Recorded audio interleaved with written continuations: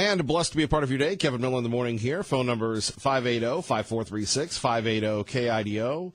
Big night last night for the president. He was at the national championship game between Alabama and Georgia, and what a game it was.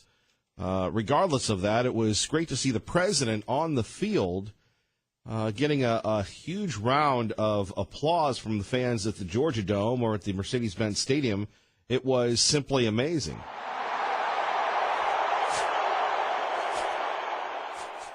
And speaking of the president, of course, the president continues to talk about this book, Fire and Fury, and his relationship with Steve Bannon, or as he's called him, Sloppy Steve. Joining us now is Keith Koffler, the foremost expert on Steve Bannon. Of course, we've had Keith on before with his website, The White House Dossier. Good to have you back, Keith. Kevin, thanks. Great to be here. You know, your timing is impeccable. I caught you when people were talking about the Michael Wolff book. I caught you on Tucker Carlson going back and forth about your book, Bannon, Always the Rebel. And it is amazing that your guy is at the focal point of this political epicenter. Are you surprised by that? No, I guess I'm not.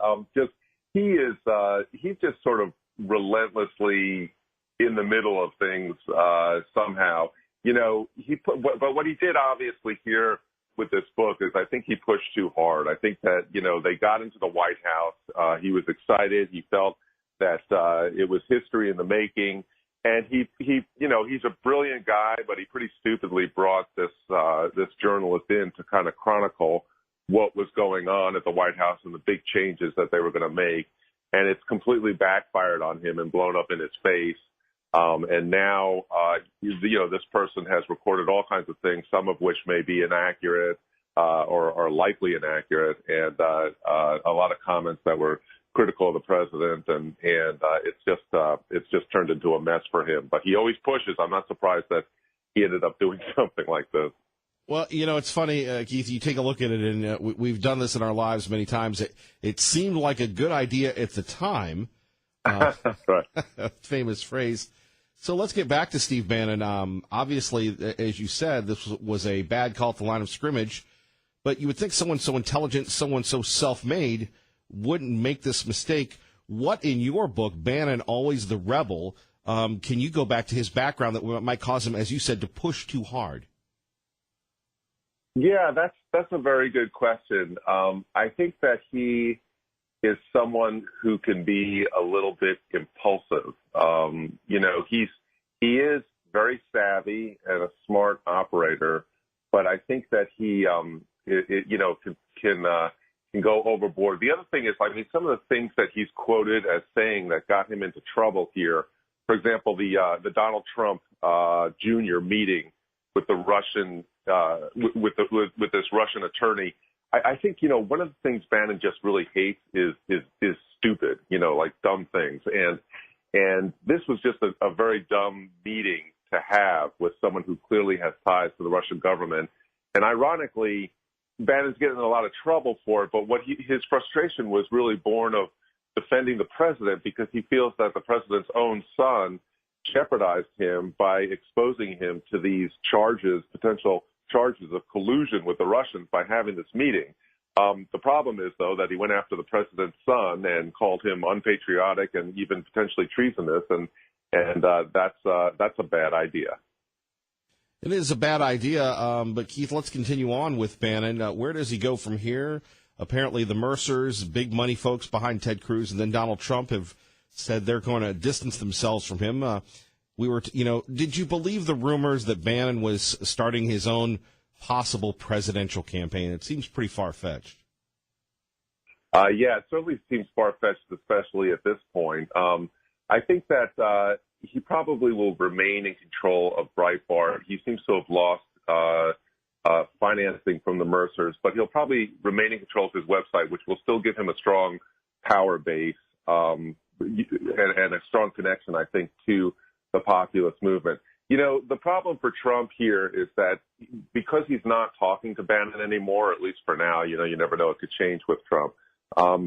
He may move too close to the people that so many Republicans dislike, Mitch McConnell the other Washington establishment figures that Trump was actually elected to displace. So the problem becomes that if Trump abandons too much of his agenda, strikes the deal on DACA, the immigrants, the dreamers, or fails to build the wall, it could begin to sour some of the base on the president, and then Bannon would have an opening potentially, if he wants to run somebody in a primary against Trump.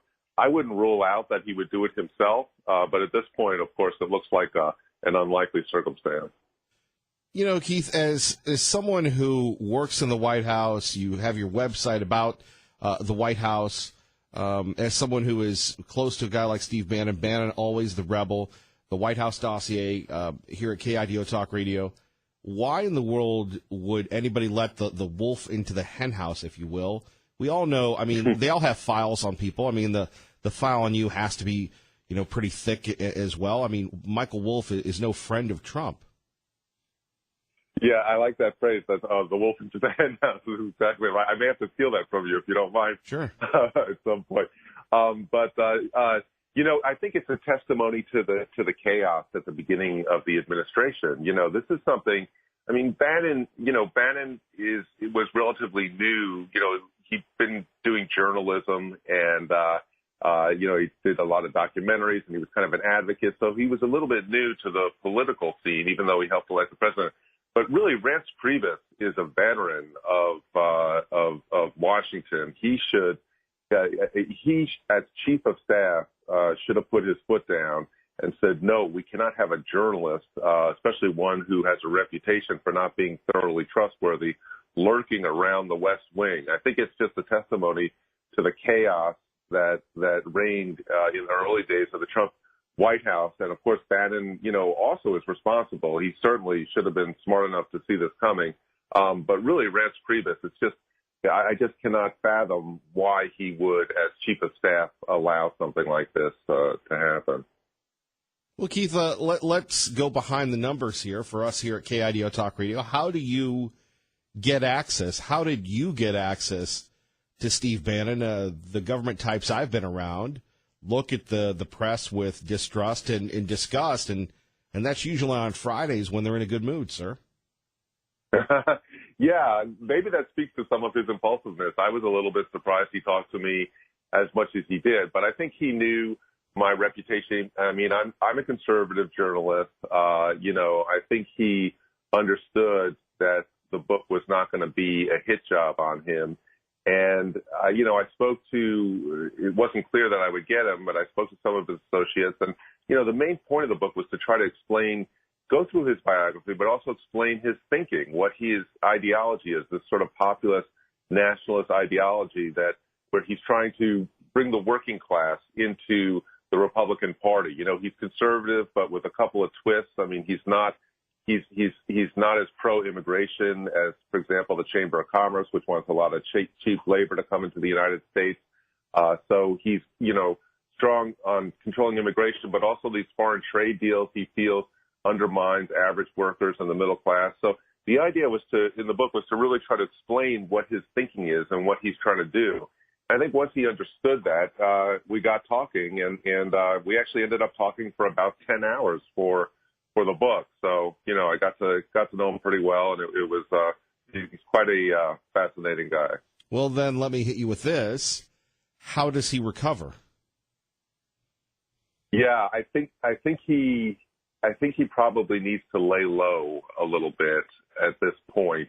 One of the ways he can recover, I mean, he's pursuing a smart strategy that he's embracing the president, because he knows that in a fight for the base of the Republican Party, Steve Bannon versus Donald Trump is going to win every time at this point. So he's embraced the president, but, interestingly, not too strongly. He's not groveling. He's not apologizing to too great an extent, because he knows that Trump doesn't respect that.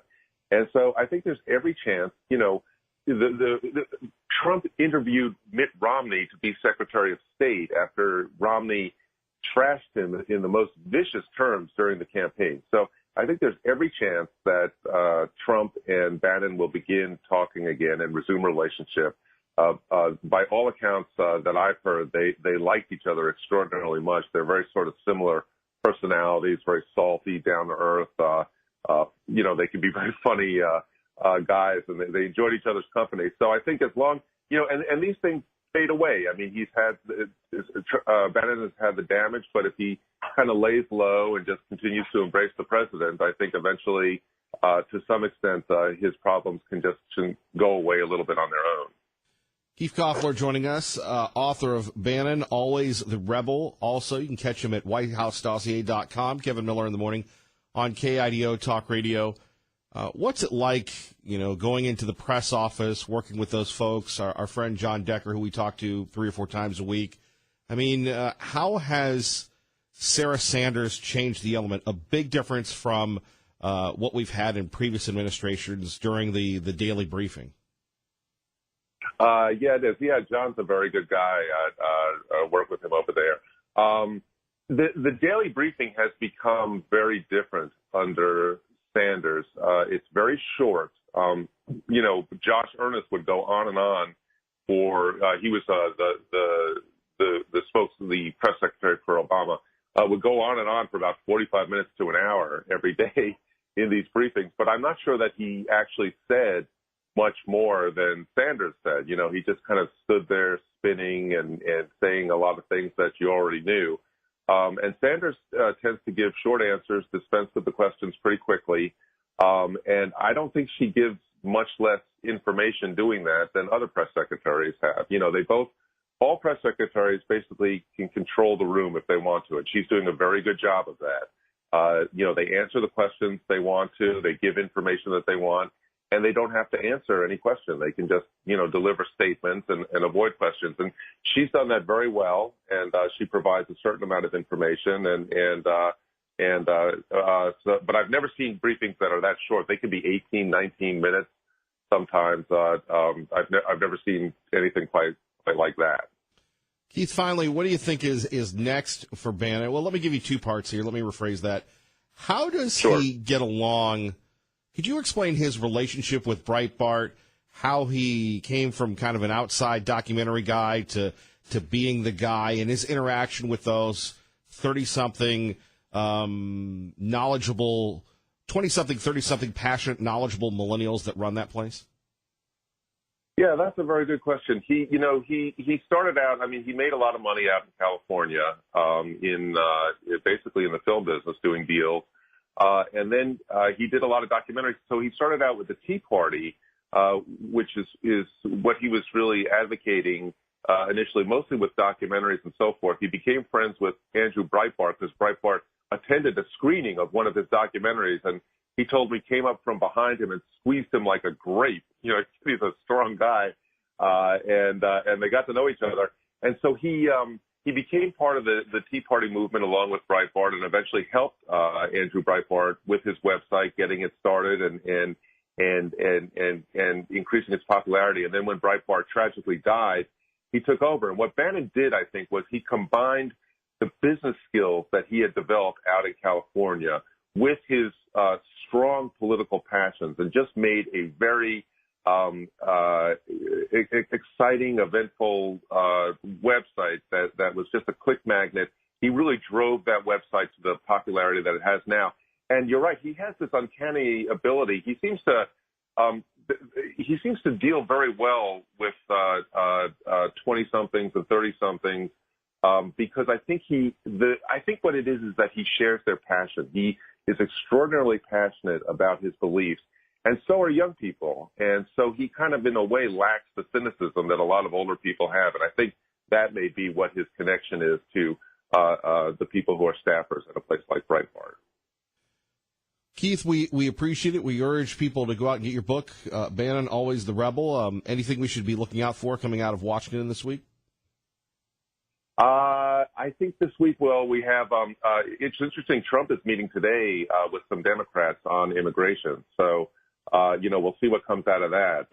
Immigration is something that is, and whether or not they're going to keep DACA on, maintain DACA legislatively is going to be a big issue coming up. Also, Trump is pressing very much for funding for his wall.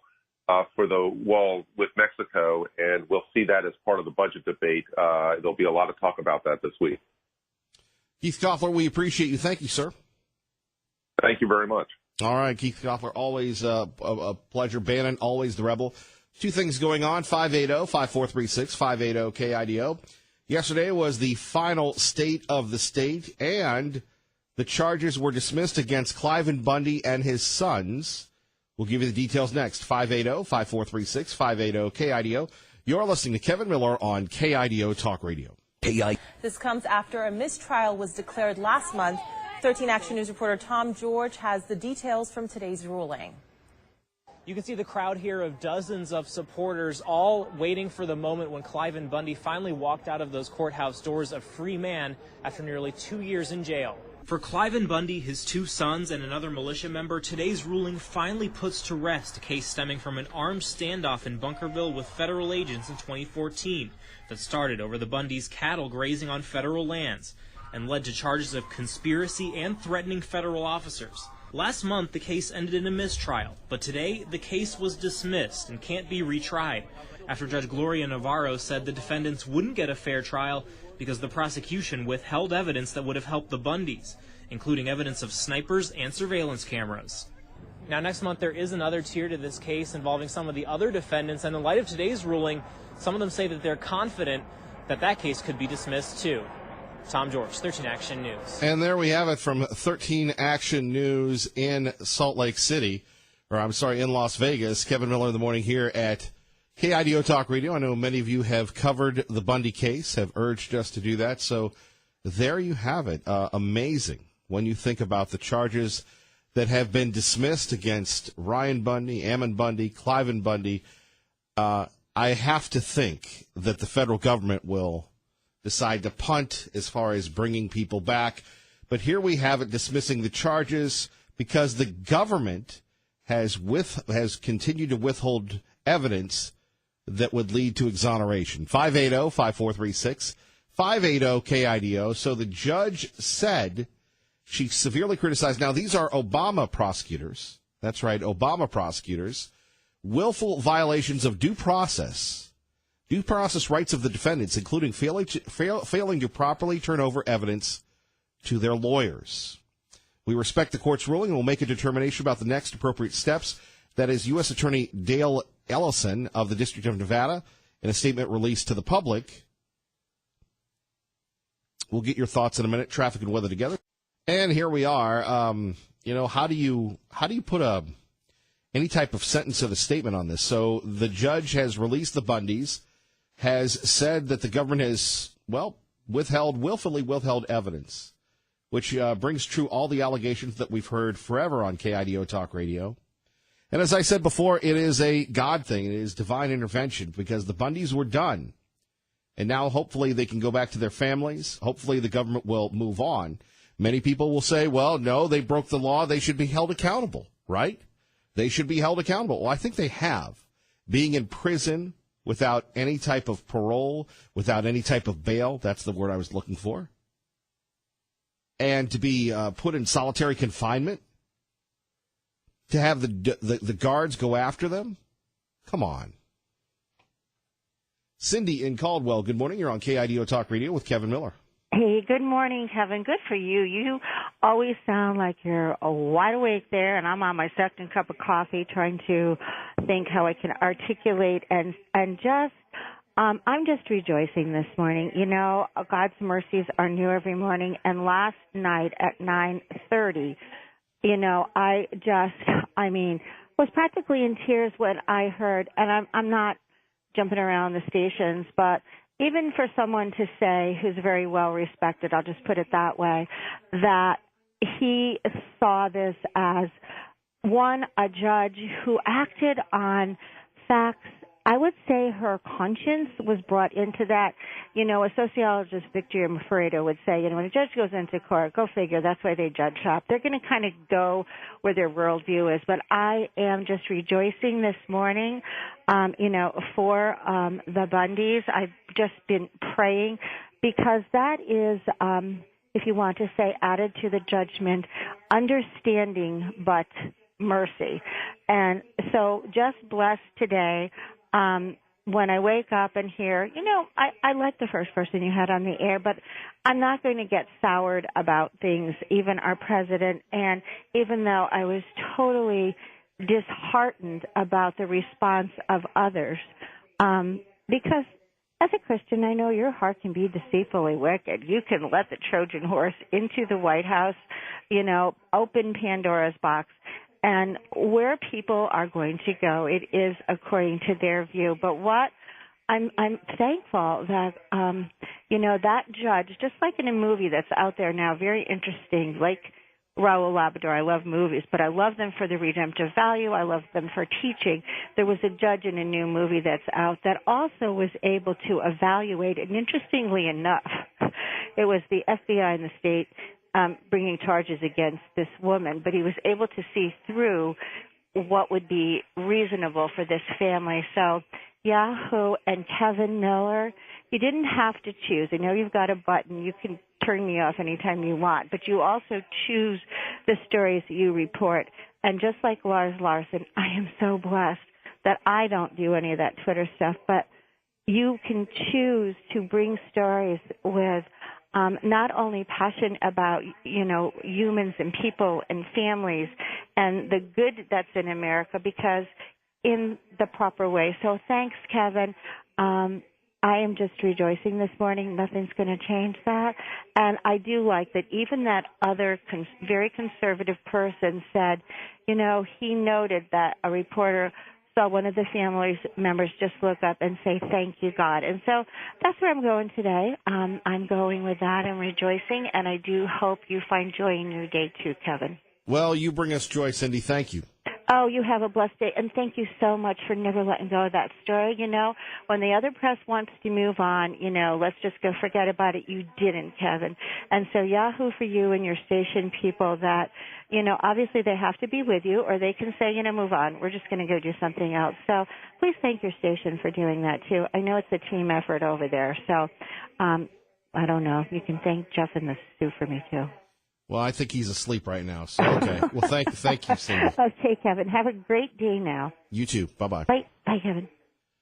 What a great call. 580-5436, 580-KIDO. So when people talk about the black helicopters and the conspiracy theories and everything else, doesn't this federal judge in Nevada just prove what we've been talking about for quite some time? What the Bundys have been talking about. The charges have been dismissed. Will the federal government move on? And you go back to that tragic death, that tragic murder of Lavoy Finnegum. We'll talk about it next. Kevin Miller, KIDO Talk Radio. Let's find out what's happening in your world. Good morning, Maggie. And thank you for joining us. Humbled to be with you. Phone number is 580-5436. 580-KIDO. By the way, last night, if you caught the national title game, if not, you can catch it online. I was moved by the President of the United States marching with the troops. And the national anthem was just incredible. You had the gospel singers, you had the folks from the country music, and there was Donald Trump exposed to, 70,000 people. And if Donald Trump was as nearly as unpopular as people have said, as Michael Wolff has claimed, the horrible attacks against him, you wouldn't have had Trump putting it out there in front of everybody and just people going crazy. Now, I write about this at KIDOTalkRadio.com, how ESPN would be glowingly all over Obama, but reluctantly mentioned the leader of the free world, the President of the United States, being at the game last night. We're fighting for our country and for our great American flag. We are fighting for that flag. We want our flag respected. We want our flag respected. If the Democrats got their way, they would reinstate every single regulation that we're cutting and add many more burdensome rules that don't do anything but hamstring our economy and burden our people and our farmers. That is one topic, patriotism in the presidency. We're also getting a reaction to the big news yesterday. All charges dismissed against Cliven Bundy and his sons. Here is Mr. Bundy. They stuck their guns down our throats. And that is definitely not what our founding fathers intended to happen in America. The whole world is looking at us. Why is America acting like this? Why are we allowing the federal government and these bureaucracies to have armies? That's a big question the world wants to know. And we will talk about that, but first to you. Let's go to Hank in Boise with Kevin Miller at KIDO Talk Radio. Good morning, Hank. Good morning. I'd like to give you credit for doing more than any other talk hosts in the town, in the region, for keeping this issue alive. And you took the time and the trouble to go out there to Burns, Oregon, and you could have taken considerable risk to your career to this, because there's certain powers to be here in Boise that were on the other side of this issue. And as far as my main point, they're still withholding evidence. Mr. Leroy Finnegan's truck is still being withheld. They're hiding that truck. And I think that what took place there was nothing short of an assassination. And if the federal agents were so above board in their conduct, they shouldn't be afraid to release that truck. It reminds me a lot of the behavior towards Randy Weaver back in 1992 at Ruby Ridge. The same kind of misbehavior, the snipers, the wanton killing of his wife, the wanton killing of his baby, the wanton killing of his son, which is, these federal agents should have gone to prison for this behavior.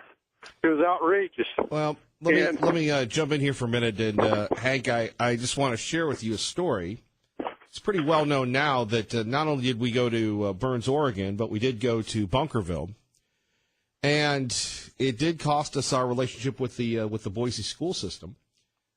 We had folks at Boise High and that called the administration, and within a day they had over 60 phone calls not wanting us in their school to promote their school, because we went down to Bunkerville and covered that when it happened. And it was a little turbulent time here. It put Ray Amaya and myself in a tough situation, because we had to scramble to get the schools. And you know how it is. The schools don't want anything controversial. So, that's just not hyperbole when you cover situations with the Bundys. I wish I could have done more, but it's people like Holly, it's people like you, it's people like Barb from Sunny Slope that kept this story going. But you're right. There are powers that be that do not want folks like the Bundys to have access to getting the information out. Yes, and the other thing that I think is terrible and hasn't been disclosed is the perfidious behavior of the sheriff of Kearney County.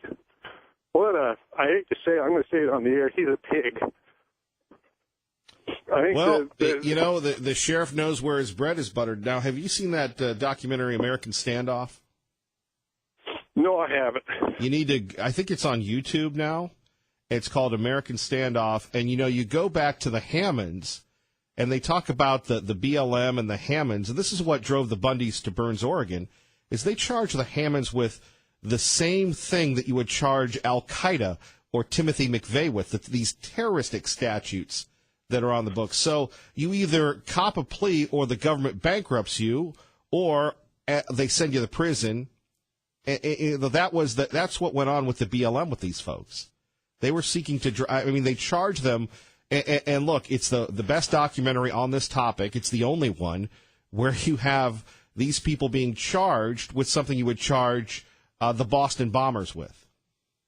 Well, let me point out something. You probably won't. I'm sorry for giving you a little bit of a history lesson, but when the FBI was founded in 1908, a senator from Ohio named Foraker opposed it, because he not only because he thought of national police, but the fact that these agencies could be politicized, and he wasn't sure.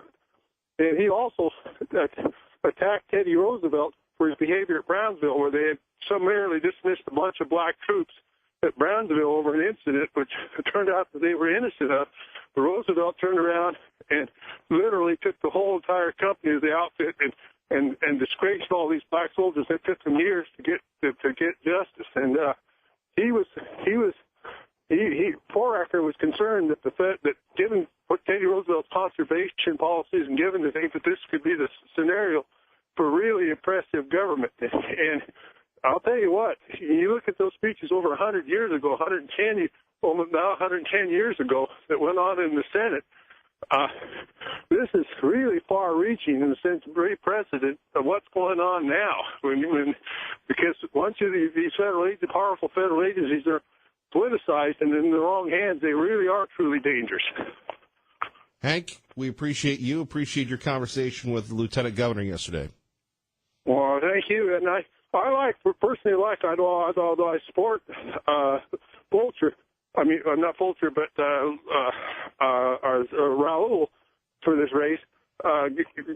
Little's always been courteous to me, and always been. I don't see eye to eye, and of course I don't. And then also I'm kind of suspicious of the support he's getting. But he's always been very courteous, and he always makes the double effort to return calls. So I made a point of being courteous to him because he always. When we were raising questions about guns on campus to him and his experience at the University of Idaho, because they had guns on the University of Idaho. He carried a gun when he was a student at the University of Idaho, and then all this policy was changed by the senator. He took the time and trouble to call back, and I appreciated that. Well, we appreciate you, Hank. Take care. Bye. Bye-bye. 580-5436, 580-KIDO. Cliven Bundy commenting on his release from the federal prison. Remember, Mr. Bundy said he was not going to leave prison until the charges were dismissed. Here's what he had to say. They stuck their guns down our throats. And that is definitely not what our founding fathers intended to happen in America. The whole world is looking at us. Why is America acting like this? Why are we allowing the federal government and these bureaucracies to have armies? That's a big question the world wants to know. And here we go. Barb in Sunny Slope with Kevin Miller at KIDO Talk Radio. Good morning. Hi there. Hank really took most of what I wanted to say. He was amazing. I just wanted to thank you again for keeping this up and letting me call in about this Bundy case, even when it was maybe even not the topic of the day. It was, you just let me help keep it up there, and I really appreciate that. I'm just so thrilled they are out, and I'm just hoping that the government doesn't have something else negative in their hip pocket going on. Well, when the federal judge says the prosecution willfully withheld information that you, Barb, and Holly, and other folks on social media have been talking about for years, I think the case is closed, especially now that there's no Hillary Clinton, there's no Barack Obama, there's a Jeff Sessions. It's time for this case. And there's a Trump. Right, and there's a time for this case to move on, really. And, like I said, you, Holly, are the folks, Lisa Bundy, all the Bundy folks, all the people that supported them, Dorothy Moon are the people that should be happy. Your prayers have been answered. And like I said, it's a God thing. It's a God thing because they were hauling away journalists. They've got folks from New Hampshire still in prison. They've got everybody else. But God was looking out for the Bundys. And again, it's not that it was, how should we put this, a walk in the park. I don't know. Again, it's their faith in God that made this happen, because I don't know how anybody would be tough enough to not plead out. And they didn't. They stood their ground. Yeah, that is an amazing thing to me. There's a great deal of fasting and prayer that went into this, a great deal by so many people. And we're just thrilled at the answers that the Lord has given us. And now we'll continue to pray that, the Finchem thing gets resolved. And frankly, there's a lot of political prisoners still in, and we're working, praying and fasting for Jerry DeLamus and the others that are still in. And some of them still facing things. You mentioned Jerry. He is a family friend of my parents from New Hampshire. Yes, Jerry, who drove his own truck down to Nevada, drove his own truck. We ran into him in Nevada, and, of course, he was in Oregon as well. But you're right, Jerry. I always want to call him Jerry DeRemus, but, yeah, that's why I didn't say his name. But who was a Trump delegate, by the way. So. Oh, yeah, yes, I did know that. And I was very disappointed that, frankly, that Trump didn't reach in and do something even earlier. But nevertheless, we really need to get Jerry out. We really do. And I guess maybe in part because, here I sit with, from New Hampshire also. So though I didn't know him, I had that connection. And by the way, here, let's just have New Hampshire envy today. My wife told me the winning lottery ticket came from Merrimack, New Hampshire. Oh, my gosh. Which is a town very small. It's actually where I went to high school. So there we have it. They're winners in New Hampshire, but we're winners here in Idaho. Barb, please pass along to all the Bundys that we'd love to get them on like we have in the past. I will do so. I promise. Thank you, Barb. Thank you so very much. Bye-bye. Bye-bye. More of your phone calls next. You're listening to Kevin Miller on KIDO Talk Radio. The words of Cliven Bundy, charges dismissed. The prosecutors willfully withheld evidence that would have been more fair. Let's go back to the phones. Getting your reaction. Let's go to Dwight in Boise on KIDO Talk Radio. Good morning, Dwight. Good morning, Kevin. The point I'd like to make is that the grand jury is the power that can indict corrupt government officials, including prosecutors and including judges and anybody. And I believe that even the local county grand jury could indict the federal prosecutors in this case. Conservatives do not understand, even though they may think they know about jury power, they do not understand actually even jury nullification completely, and they do not understand the power of the grand jury. Now, in order to have a jury revolution like this, which is the term I use for it, there's going to be a fight. Lawyers are going to resist. Lawyers are liars, and they're going to lie about it. But if the people know what they're talking about, and if they will work, we can prevail. In addition to this situation, there are situations all over this country where government officials, not just prosecutors, at all levels are corrupt and criminal. And the grand jury is our greatest solution. Justice Antonin Scalia made a very profound statement. I'm not going to be able to quote it now. I'm kind of flat-footed. I don't have it in front of me. About the power of the grand jury and how it's an independent body and it is above government. The people came first. The people created the Constitution, and the Constitution created the government. And the prosecutors and the judiciary are part of the government. So we, the people, are the owners of the grand jury, and we are far above these prosecutors. And the grand jury is our tool. And I hope that people will look into this and satisfy themselves, because we need to know our power. If we don't know our power, we don't have it. If we do know it, we can use it. If we use it, we can restore America to a true free country. Thank you. Traffic and weather together at KIDO Talk. And Kevin Miller in the morning here. Coming up, more of your phone calls. We'll also go live to Washington, D.C. and get the latest concerning Donald Trump, the administration, and, of course, whether or not the government is going to run out of money. That's right. Congress actually has to do something this week. They'll have to determine whether or not they're going to continue to fund the government. Crazy times.